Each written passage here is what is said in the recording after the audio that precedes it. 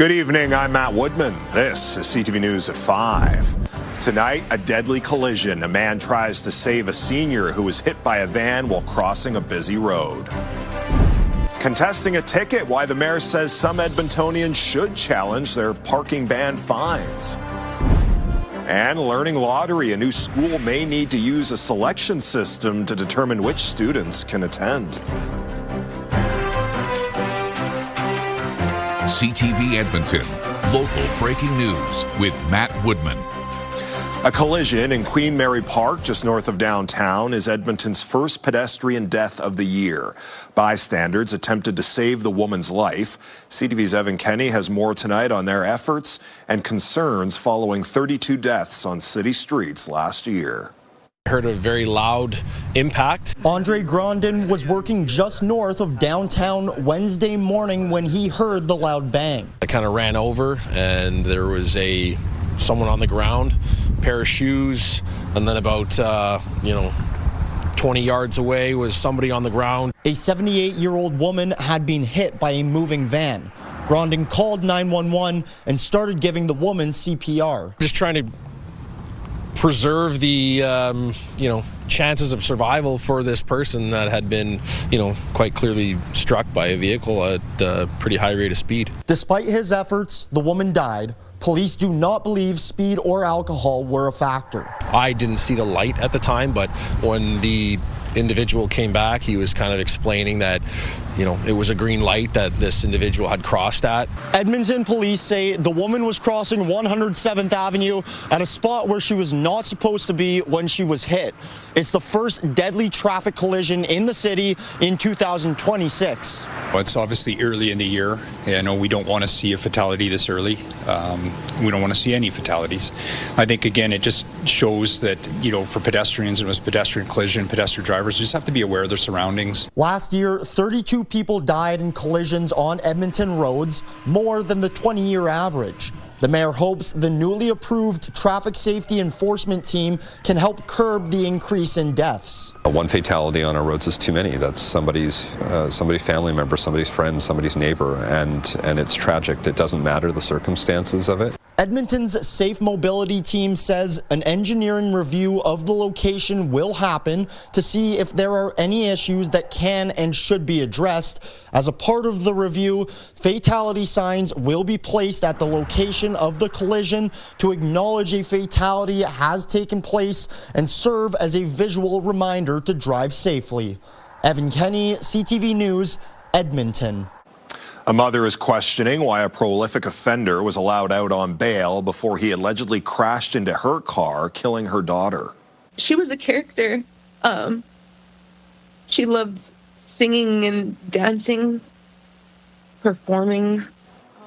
Morgan Daniels-Dion is in an Edmonton hospital awaiting surgery. She was driving with her partner and two daughters when they were hit head-on while traveling on a highway near Cold Lake. 5-year-old Lilith was killed. Their 10-month-old girl survived. At the time, the 34-year-old man charged in the crash was out on bail for breaching probation. Why would they let him out? You know what I mean? And I know we're not the first family that's been affected by somebody like him. It's extremely hard because that was my first baby. I loved her so much. She was so loved. Daniels-Dion's 10-month-old is currently being cared for by family. A GoFundMe has been set up to help with expenses. The province is now calling on the federal government to accelerate its bail reform bill. A security guard and Edmonton police officers were among the witnesses today at the second-degree murder trial for Justin Bone.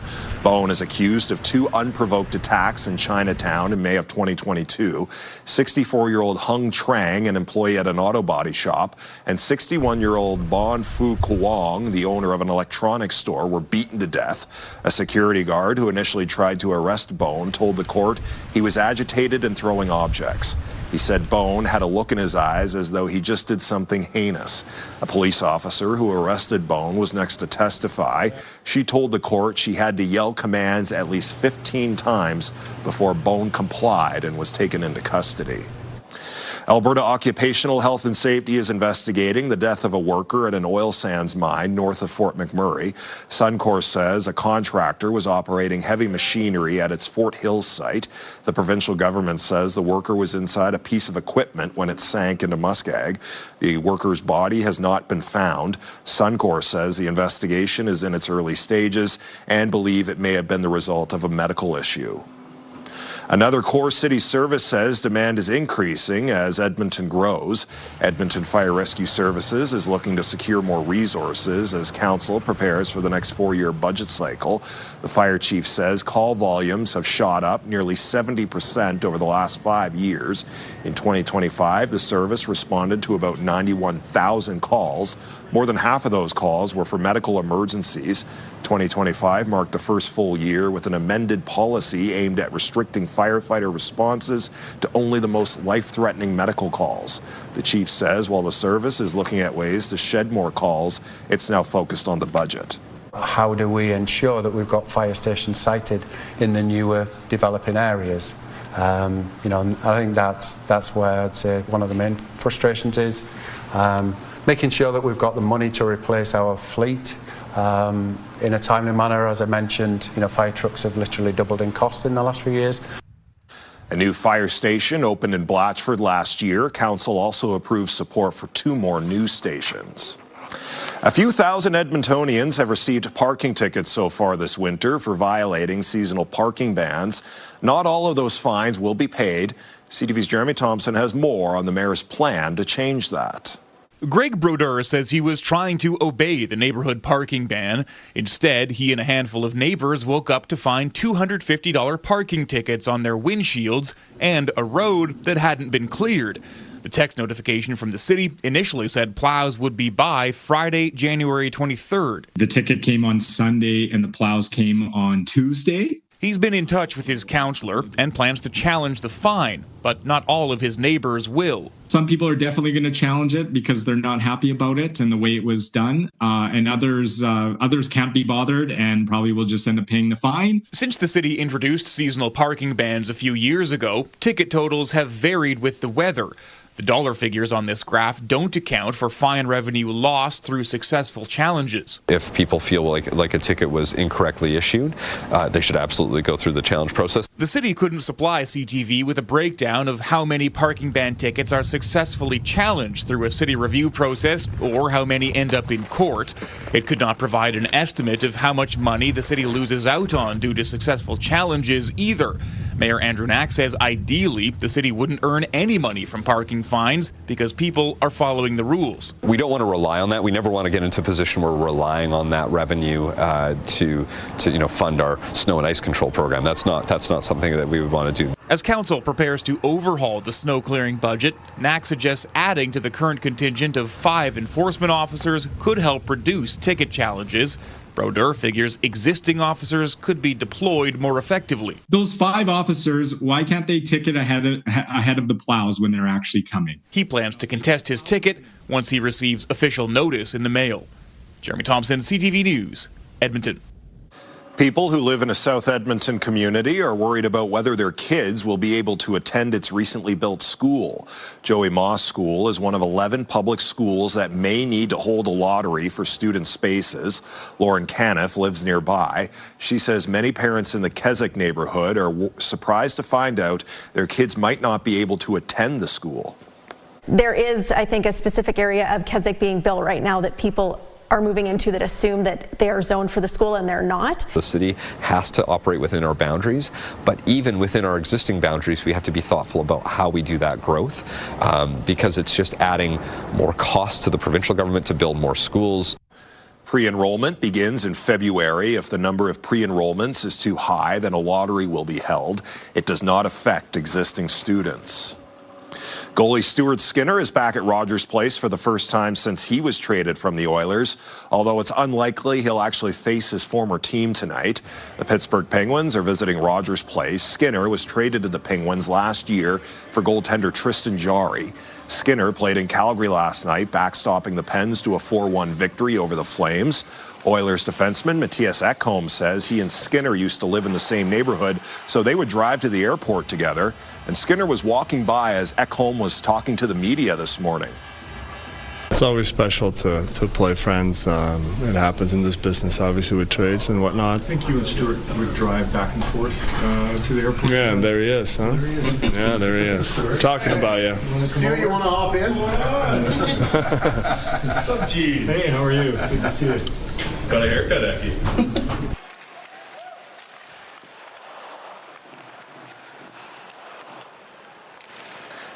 Not sure if my mic's on either. The lights aren't on, the mics aren't on. All right, there we go. Everything's turned back on here. Tristan Jarry will start for the Oilers tonight, and that game starts at 7 o'clock. Josh, we're hoping the Oilers are lights out tonight as well. And the weather, not so much, though. That was really well. Yeah. Too bad you're not doing sports instead of weather, huh? Yeah. No, I'll leave that to the professionals. I'll just stick with this. Temperatures out there, minus 24 already. It was, as we said, brutally cold day today. Thankfully, the wind was fairly light, at least in the city. But look at these wind chills outside the city already.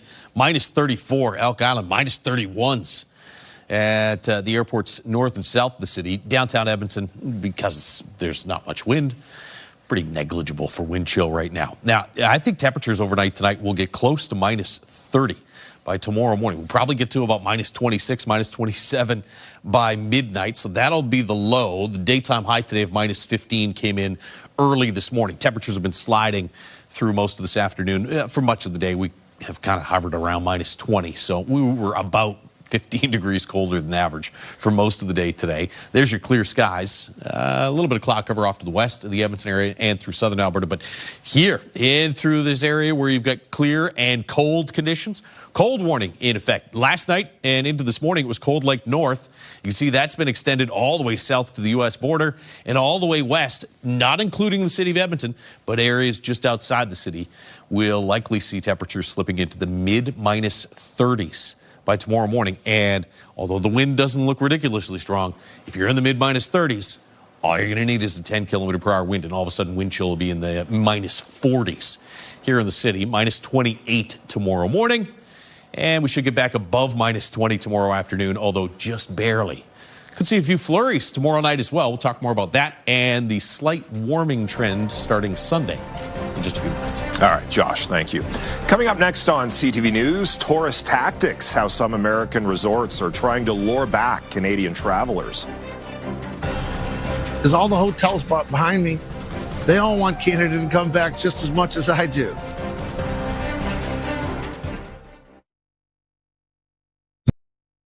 Programming brought to you by James H. Brown Injury Lawyers, the heavy hitters of injury law. The head of Invest Alberta says a renewed relationship between China and the Canadian government could have significant benefits for Alberta. Rick Christiance was part of the delegation that joined Prime Minister Mark Carney in Beijing last week. He says Alberta has always had strong ties to Chinese investors, and many of them met with Carney during this trip.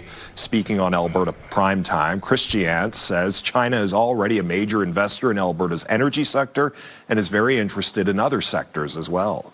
And with all of the uncertainty that currently resides in the world, especially the uncertainty being created by our friends down south, dealing with a reliable Alberta, which has predictable products, high quality, is something that they want to continue to build on and continue to work on. He says when it comes to possible investment in a new West Coast pipeline, the Chinese stand ready to participate in whatever form we would like them to. Some U.S. resorts are trying a new tactic to lure back Canadian tourists. They're facing a steady decline of people traveling to the United States, mainly because of negative feelings towards the Trump administration. CTV's Pat Foran has more on the plan to tempt tourists. A U.S. report found that in 2024, Canadian tourism contributed more than $20 billion to the U.S. economy and supported 140,000 American jobs. But as many Canadians refuse to travel to the U.S., the hospitality industry is hurting. That's especially true in Las Vegas. Because all the hotels behind me, they all want Canada to come back just as much as I do. Derek Stevens, the CEO of Circa Resort and Casino, the D Las Vegas, and the Golden Gate Hotel and Casino, is taking a gamble that some Canadians will come back with a dollar-for-dollar deal. We miss Canadians. And For me personally, I grew up in a border town of Detroit and Windsor. And I got to see how close we really all were. Stephen says at his resorts, Canadians will get a financial break until August 31st with the At Par program. Canadian guests will receive $1 US in value for every Canadian dollar spent, regardless of the daily exchange rate. I understand why they're doing it. It's been really hard on American tour operators, the loss of the Canadian visitor. Lauren Christie says he's not surprised Las Vegas casinos want to roll the dice on an idea to get Canadians back, but he questions if it will be enough. I'm not sure that it's going to have much of effect. It may entice a few people going down, but anecdotally, from what I hear, people are just not interested in going to the United States this year. Stephen says along with hotel charges being at par with the U.S. dollar, Canadians will be able to redeem up to $500 in slot promotional play, as well as get deals on drinks. He's hopeful some Canadians will make the trip. I could say there's a lot of Americans that hope that some of the rhetoric dies down and we get back to being what we really are, allies and best friends. Pat Foran, CTV News. Still to come tonight on CTV News, taking a tour. We'll show you around the grand prize dream home up for grabs in a local lottery. Programming brought to you by James H. Brown Injury Lawyers, the heavy hitters of injury law.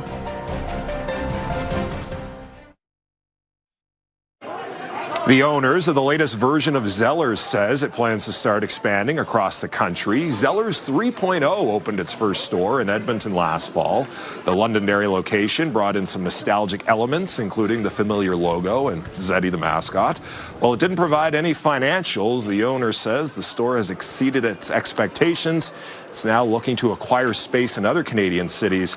No word if there are any plans to bring back the cafeteria at any point. Everybody always goes back to the cafeteria. Yeah, I love the clubhouse there. I worked at Zellers for 5 years, Josh. It was the best clubhouse I ever had. I believe it. You got to start somewhere. You made it for yourself. Yeah. No wonder it was so delicious. Take a look outside right now at the River Valley Skycam.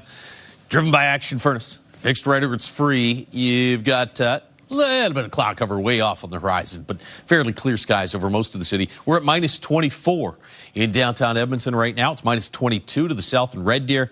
Look at this temperature spread. Minus 30 Lloydminster, minus 29, minus 30 Cold Lake, Fort McMurray. Jasper's at minus 8. Not a bad time. You want to escape the cold. Jasper in January is underway. Maybe you head west. There's your wind. It's pretty light in Edmonton, but a little stronger here in parts of east central Alberta. Jasper and Grand Prairie as well into the teens. So minus 28 wind chill in Grand Prairie. Lloydminster's already at minus 40. We had wind chill in the mid-minus 40s across parts of northeastern Alberta early this morning, and we'll see a similar situation tomorrow morning. Again, it's not just northeastern Alberta. This warning has been extended all the way to the south and all the way west into areas just outside of the city of Edmonton. In the city, it's going to be cold as well, just not extreme cold warning, as the wind should stay fairly light. There's your clear skies off to the east and northeast. A little bit of cloud cover here off to the west and southwest, although not much in the way of snow. It's this next system dropping in from the north. That's the one that'll start to bring some flurries or light snow to areas from high level down through Slave Lake by tomorrow afternoon, and then around supper time into the evening hours and even through the overnight period from Edmonton south towards Red Deer. You get a chance of some flurries or some light snow. Doesn't look like too many spots around Edmonton will see anything more than a dusting to maybe 2 or 3 centimeters. You might, back further to the west, see a little more accumulation overnight Friday night into Saturday morning. So through the foothills, you get a little bit of upsloping there, and that could amplify some of those snowfall totals. Here in Edmonton, it looks like the snow's pretty much done by early to mid-morning on Saturday. There's your Arctic air, backed all the way up into the Edmonton area today. It does gradually start to move off to the east over the course of the next couple of days. It's still going to be cold, just not as cold as it was this afternoon. We won't be stuck in the minus 20s through the afternoon hours. Should be in the minus teens. Sunday, nice little push of some warm air. But watch how this light blue and green zone just disappears on Monday as another blast of Arctic air comes in. This one won't be as cold for us here in Edmonton. Should be mostly further to the east, and it'll actually move out a little quicker than the one that we're currently in right now. So minus 18, minus 16 for the next 2 days, back closer to minus 10 Sunday, Monday, Tuesday, and then it still looks like by the middle to the end of next week, temperatures are around or slightly above average. Look at these morning lows. This is without wind chill. All you need is about a 10-kilometer-per-hour wind, and it's going to feel minus 45 or colder. Minus 23 for a high in Fort McMurray tomorrow, about minus 8 in Edson, minus 16 for Red Deer, but stuck at about minus 27 in Lloydminster. We'll be close to minus 30 by tomorrow morning, and then around minus 18 late tomorrow with that chance of some late day flurries carrying possibly into early Saturday as well. All right, Josh, thank you. An annual fundraiser for the Stollery Children's Hospital will also help support a new standalone hospital. This year's Mighty Millions Lottery is offering millions of dollars in prizes, including this grand prize dream home in Keswick. It's worth nearly $2.5 million and comes furnished. All the proceeds from this year's lottery go towards pediatric research and equipment needed to help kids at the existing Stollery and the new hospital. We want to make sure that the equipment, the specialties that are needed for the kids today are being taken care of while we're still holding some funds so that we can invest in the Stollery when it is ready. Technology changes rapidly, so we don't want to transport old equipment over necessarily. We want to make sure that we have cutting edge today and tomorrow. The Stollery Children's Hospital Foundation is currently trying to raise $1 billion for the new standalone Stollery. When we return, a familiar face, why a student dressed up like Edmonton's mayor for a trip to City Hall. A delight to meet the mini-me, although he should have shaved his head. That's the only other advice I'd offer him. Kids Sport Alberta is getting more money from the province. The demand for what we do is higher than ever, and the Every Kid Can Play program has allowed us to significantly increase our impact. All right. More than $500,000 in new funding is going to Kids Sport Alberta this year. The organization says it will be able to help 1,500 kids. Families in need are eligible for up to $350 to help cover costs like sport program registration. A young Edmontonian dressed up as a familiar politician for a special occasion at City Hall today. This is Mayor Brady. He and his grade 6 class at Michael Strembitsky School were at City Hall for City Hall School. He briefly met the mayor and asked some questions. Mayor Brady even bought a pair of glasses on Amazon just for the occasion. I just thought it would be kind of funny to look like Andrew Knack and wear the suit. I just got it because we were doing a mock council, and I'm the mayor for it, so I wanted to look like Andrew Knack. A delight to meet the mini-me, although he should have shaved his head. That's the only other advice I'd offer him, but otherwise perfect. Brady took his advice into consideration, but determined it would have taken too long for his hair to grow back. Knack says he did switch into his blue suit when they met so they could match. And that's our show. Thanks for watching. I'm Matt Woodman. CTV News continues right now.